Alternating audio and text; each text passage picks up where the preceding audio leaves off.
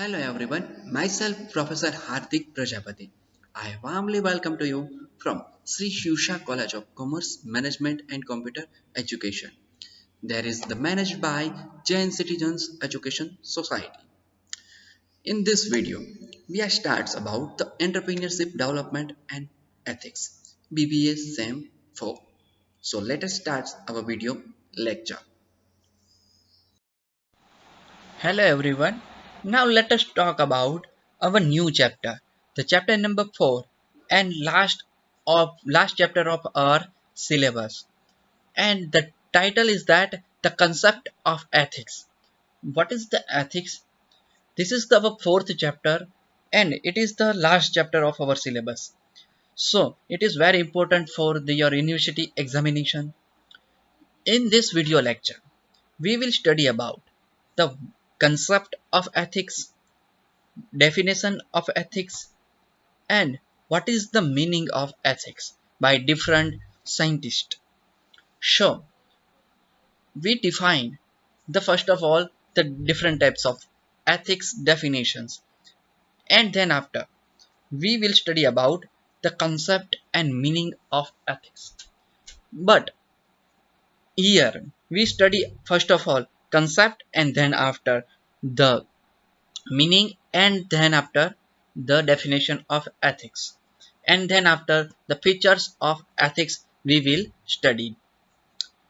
In the previous video we were study about our completed our last we completed our third chapter in the last or previous video.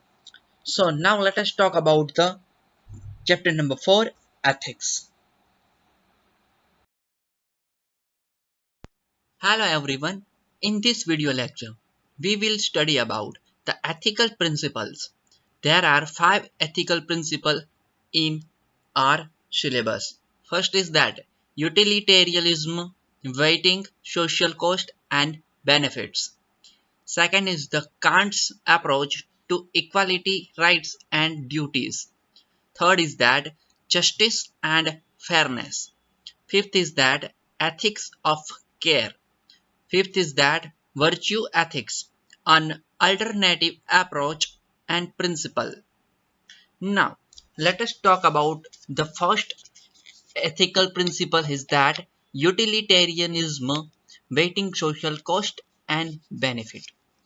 Now, first of all, talk about who gives this principle.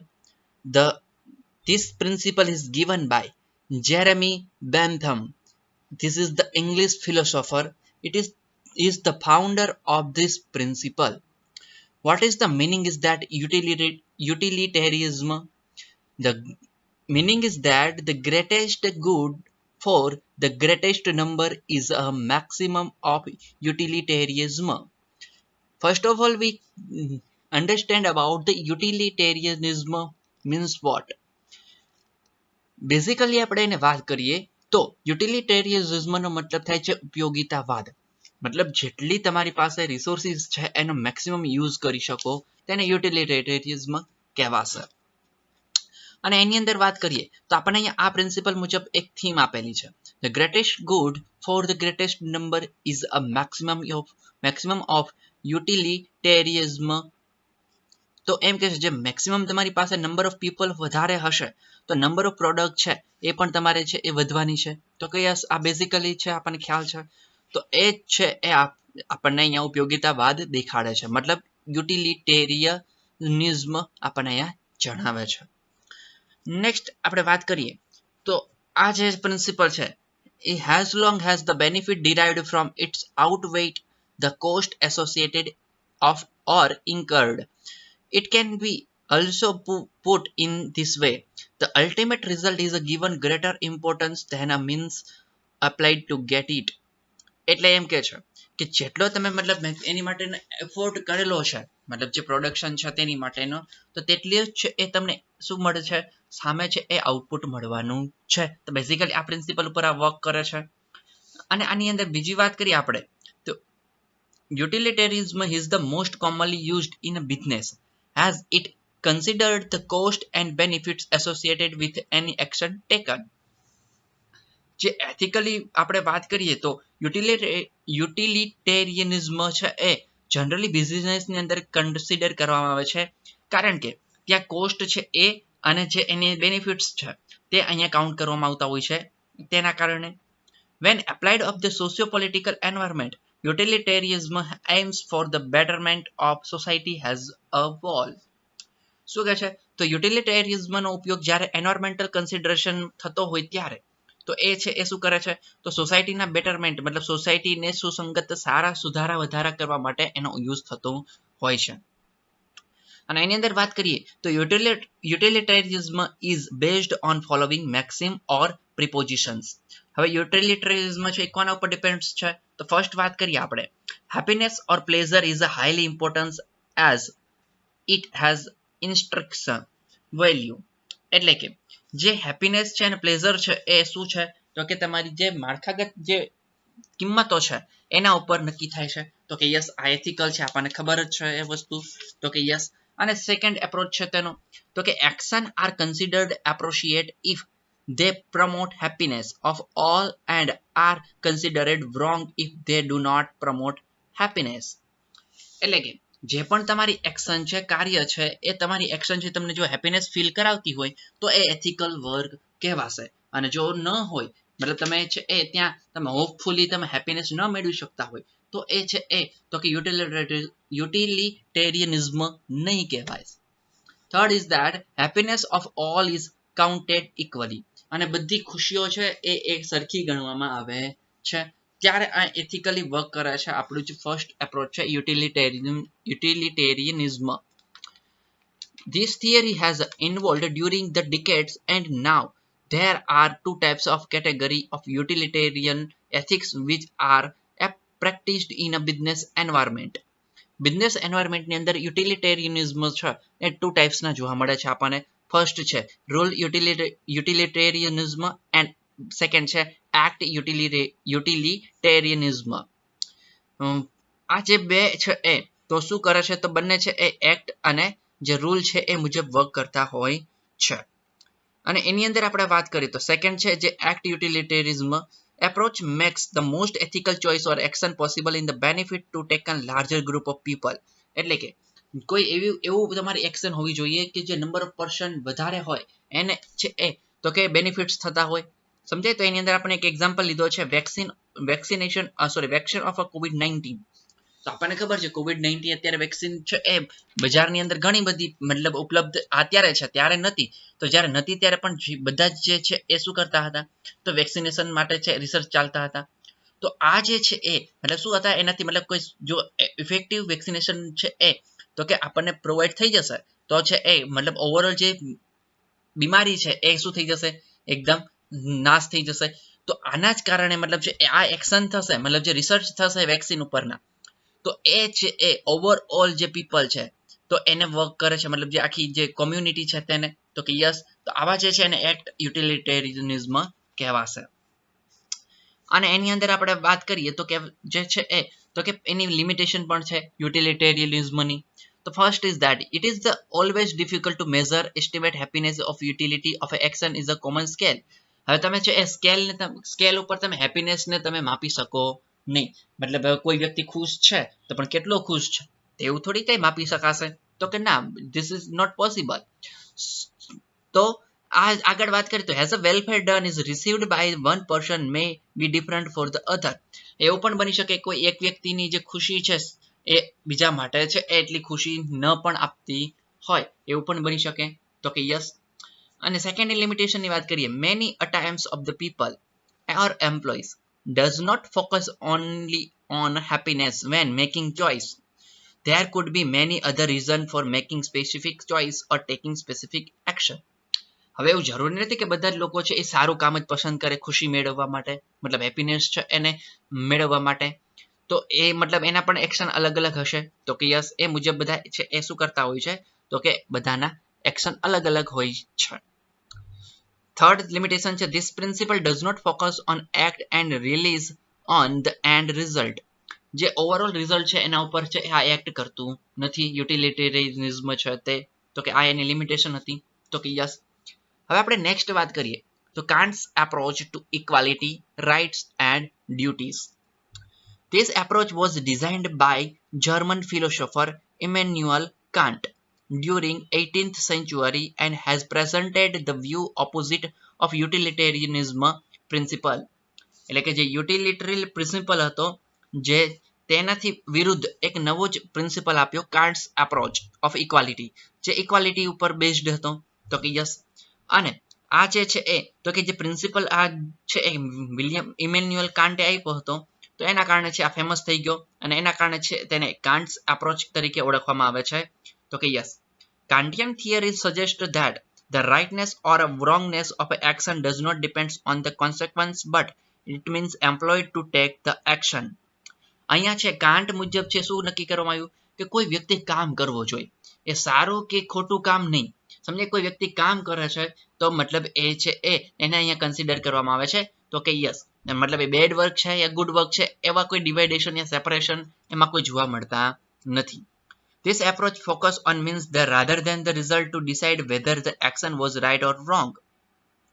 આ જે કાન્ટ્સ approach છે એ કોના ઉપર based છે તો કે મતલબ એ શું ફોકસ કરે છે તો એ છે રિઝલ્ટ અને ફોકસ કરે છે તો કે યસ એ કોઈ એક્શન ગુડ છે યા બેડ છે એને ડિફાઇન કરતું નથી. અને એની અંદર વાત કરીએ this approach believed in equality wherein the rights and duties are considered two sides of a coin. આપણને ખબર છે કે આ વિલિયમ કાન્ટનો એપ્રોચ છે એ ઇક્વાલિટી બેઝડ હતો એટલે કે જે રાઇટ અને ડ્યુટીઝ મતલબ જે અધિકારો અને જે જવાબદારીઓ છે તે એક સિક્કાની બે પહેલું છે જેના આધારે જ આપણને ખબર છે બધું વર્ક થતું જોવા મળતું હોય છે તો કે યસ અને એ જ રીતના તો કે વર્ક થાય છે અને આપણને ખબર છે એ અહીંયા એક એક્ઝામ્પલની વાત કરીએ આપણે if an employee has a right to claim appropriate salary he has to work with efficiency and commitment એટલે કે કોઈ વ્યક્તિ છે એ કમિટમેન્ટ અને એફિશિયન્ટલી વર્ક કરે છે તો મતલબ એ સેલેરી ઇન્ક્રીમેન્ટ માટે વાત કરી શકે છે તો આ એને મતલબ એક એની રાઇટ્સ છે and thus the set of rights and duties in their situation specific analysis are crucial for understanding ethics and deciding the moral correctness of an action of an individual and also of an organisation તો અહીંયા એ પણ આપણને જોવા મળે છે તો કે yes એટલે એ છે એ શું કહેવા માટે આપણને અહીંયા કે છે કે કોઈ વ્યક્તિ છે એને મતલબ એફિશિયન્ટલી વર્ક કરે છે તો મતલબ એ છે કોઈ સેલેરી ઇન્ક્રીમેન્ટ માટે પણ વાત કરી શકે છે પોતાની વાત રાખી શકે છે તો કે યસ. સેકન્ડ વાત કરીએ તો before we take this further is this the important that we define or clarify to term rights and duties with the reference to business organization. To this perspective, there is the two types of rights which is mentioned below. હવે કોઈ person છે તેના two ટાઈપ્સના rights હશે એક છે legal rights અને એક છે મોરલ રાઇટ્સ. તો લીગલ રાઇટ્સ છે એની અંદર વાત કરીએ તો ફ્રીડમ ઓફ સ્પીચ તો આપણને ખબર છે કોઈ વ્યક્તિને વાણીની સ્વતંત્રતા આપવામાં આવી છે તો કે યસ મતલબ ફ્રીડમ ઓફ સ્પીચ કોઈ પણ વાત રજૂ કરી શકે છે આ છે લીગલ રાઇટ્સ થયા. અને મોરલ રાઇટ્સની વાત કરીએ તો એની અંદર છે એ right to work right to primary education right to basic medical treatment આ બધા છે એ શું છે તો કે મોરલ વર્ક છે તેના તો કે યસ મતલબ મોરલ રાઇટ્સ તેને આ અધિકારો મળેલા છે. હવે એની ડ્યુટીની વાત કરીએ તો હવે મતલબ જ્યારે કોઈ પર્સન છે એ કોઈ એમ્પ્લોયર છે એ તમારે ત્યાં વર્ક કરે છે એઝ અ ઓર્ગેનાઇઝેશનની અંદર એમ્પ્લોયર તરીકે ત્યારે તો એની પાસે એની ડ્યુટી છે એ તો કે કઈ હોવી જોઈએ મતલબ એની માટે તમારે કઈ ડ્યુટીઝ છે એમની એ જે પર્સન છે એમની માટેની તો ફર્સ્ટ ડ્યુટીઝ છે પ્રોવાઇડિંગ સેફટી તો આ છે એક મતલબ કમિટમેન્ટ આપવું જરૂરી છે તો કે તેમને પ્રોવાઇડિંગ સેફટી પ્રોવાઈડ કરવામાં આવશે તો કે યસ. સેકન્ડ છે પ્રોવાઇડિંગ ધ રેક્રિએશનલ ફેસિલિટી તો એને છે એ જે ફેસિલિટી છે એ યોગ્ય વાતાવરણ એન્વાયરમેન્ટ છે એ મળવું જોઈએ તો કે યસ આ પણ એક એ જવાબદારી આવે છે. Good and health work place environment તેને છે એ સોરી હેલ્ધી છે good and healthy work place એને એન્વાયરમેન્ટ પ્રોવાઈડ કરવું જોઈએ તો કે યસ તો એ મેક્સિમમ છે એ આઉટપુટ આપણને આપી શકશે. Regular and timely payment of remuneration તેના જે વર્ક છે એની માટેનું જે એની સેલેરી છે એ રેગ્યુલરલી ટાઈમ ટુ ટાઈમ એમને મળવી જરૂરી છે. Regular health checks and so on અને છે એ તો કે રેગ્યુલરલી એનું ચેકઅપ થવું જોઈએ હેલ્થનું અને ઘણું બધું આગળ પણ જે એનું છે એ તો કે એના સુવિધાઓ મળવી જોઈએ આ પણ એટલું જ જરૂરી છે. નેક્સ્ટ વાત કરીએ આગળ આપણે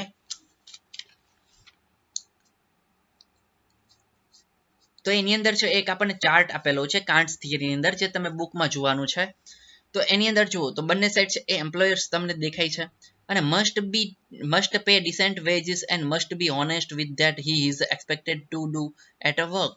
કોઈ એક વ્યક્તિ એવા છે, શું કરશે, બહુ જ છે સરસ કામ કરે છે, ઓનેસ્ટલી વર્ક કરે છે. સેકન્ડ છે each individual should be treated with the respect and never used merely has a means.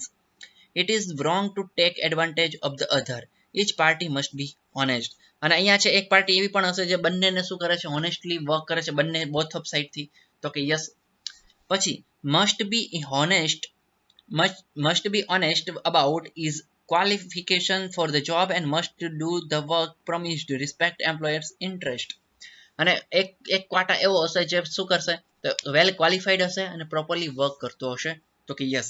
Kant's principle is aimed at forbidding explanations of a weaker party in a contact to take advantage of the situation and suit the selfish interest of the stronger party in the contract. તો આ શું કરે છે, contract છે એ stronger party છે એના કોન્ટ્રાક્ટમાં આવીને છે એ વીકર જે પર્સન છે એ શું કરે છે, પોતાના જે એડવાન્ટેજ છે એ બેનિફિટ્સ છે તેને યુઝ કરતા હોય છે. ઓકે, તો વિલિયમ કાન્ટની થિયરી છે એ આવી રીતના કંઈક આપણે એક્સપ્લેનેશન અહીંયા કરેલી છે. હવે આપણે નેક્સ્ટ આગળ વાત કરીએ justice and fairness. Now let us talk about the third principle, justice and fairness.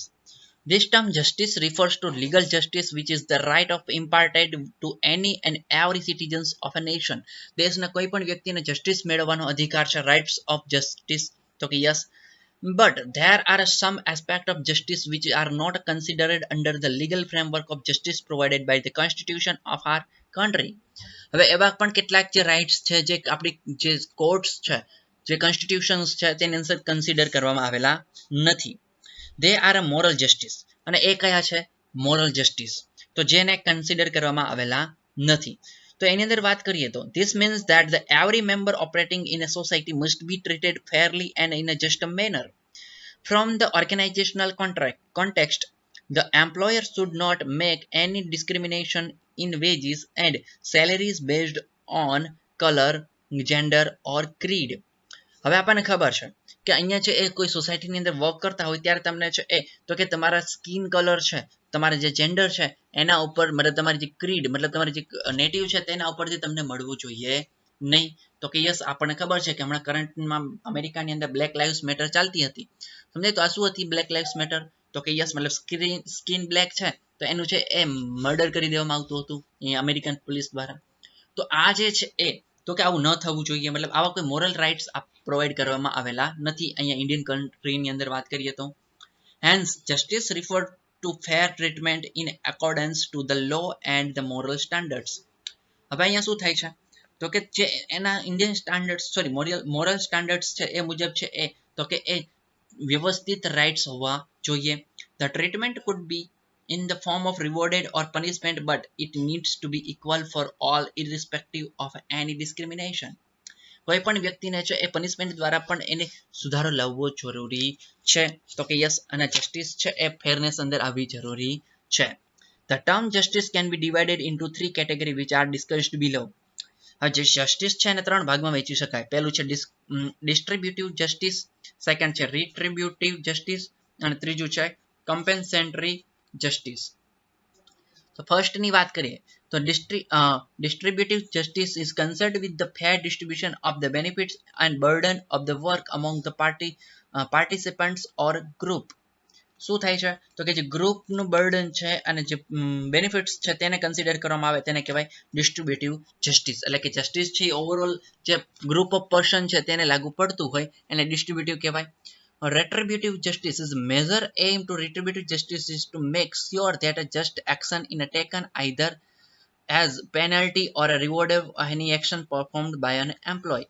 હવે કોઈ એમ્પ્લોય છે એને પનિશમેન્ટ આપવામાં આવે તો એને કહેવાય રિટ્રીબ્યુટિવ જસ્ટિસ, અને એની એક્શન છે એ મુજબ.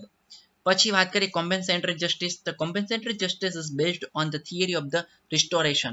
It is implemented when the person wrongfully harmed by someone and needs to corrective action and restore his her position.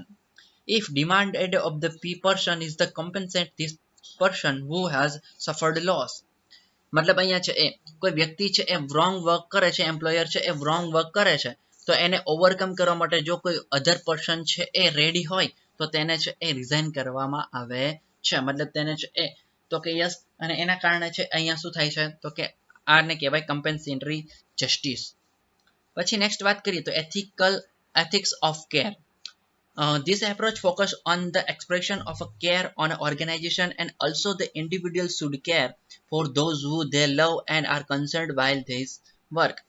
મતલબ હવે આ એથિક્સ ઓફ કેર છે એટલે શું, તો જે આજુબાજુ મતલબ કોઈ એમ્પ્લોય વર્ક કરે છે તો એની ઉપરના જે મેનેજર છે, સુપરવાઇઝર છે, યા એચઓડી છે, એમડી છે, તો આ બધા છે એને તો કે જો એ છે એનું આખું એક એન્વાયરમેન્ટ ક્રિએટ કરે છે, કેરિંગ એન્વાયરમેન્ટ, તો એ બધાને અહીંયા કન્સિડર કરવામાં આવે છે. જેના કારણે શું થાય છે, significant element of the good living, good citizenships and the general welfare of the society, તો અહીંયા કન્સિડર કરવામાં આવે છે. તો કે યસ, અને ethics of care states the following. હવે એથિક્સ ઓફ કેર કોને કહેવાય?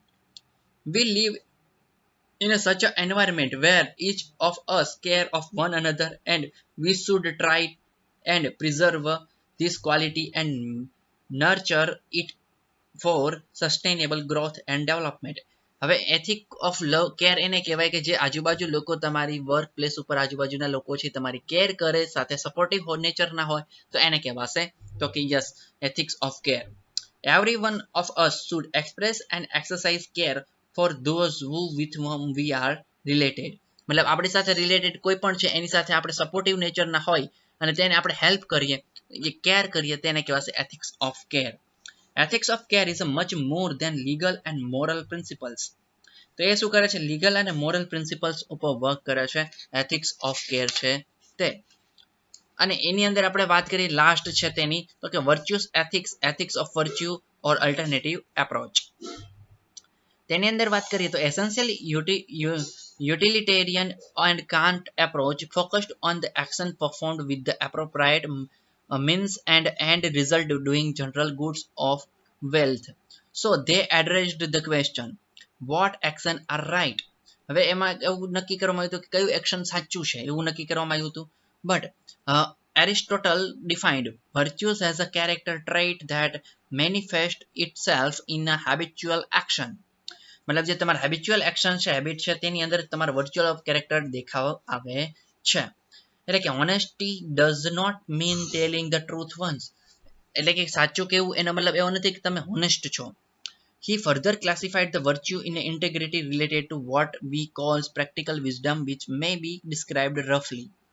એની અંદર પણ કાઉન્ટ કરવામાં આવે છે. Virtues which are founded to be existing in mentioned below.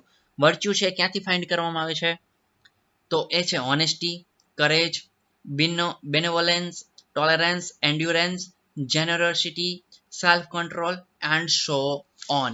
આવી રીતના છે એ તો કે ક્વોલિફાઈડ કરવામાં આવે છે વર્ચ્યુઝ છે તેને.